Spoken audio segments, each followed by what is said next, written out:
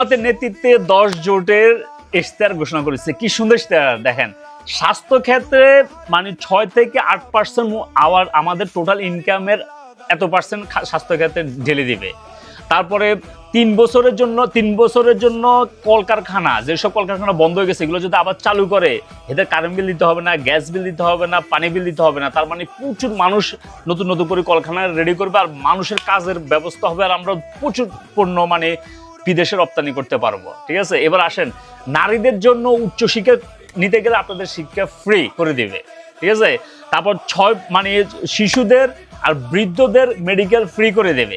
আর যারা মহিলাদের যারা প্রেগনেন্সির ফার্স্ট স্টেজে যাদের আছেন তাদের চেক আপ, তাদের সবকিছু স্বাস্থ্য মানে অ্যাডভাইস এগুলো সবকিছু ফ্রি করে দিতেছে। ঠিক আছে, এবার আসেন ছাত্রদের জন্য কি করতেছে, যারা নতুন গ্র্যাজুয়েট হবে, ইউনিভার্সিটি শেষ করছে, তাদের ভিতরে টোটাল 5 লক্ষদের ছাত্রদেরকে মেরিটের ভিত্তিতে এদেরকে প্রতি মাসে 10,000 করে মানে ঋণ দেওয়া হবে উইদাউট ইন্টারেস্টে। ঠিক আছে, আবার যারা বেশি ব্রিলিয়ান্ট এদেরকে অনেকদেরকে দেখা গেছে আপনার বিদেশে পড়ালেখা করার জন্য সরকারি খরচে পাঠাবে, এরা পড়ালেখা করে এসে আবার দেশ বিল্ড আপের কাজ শুরু করে দেবে।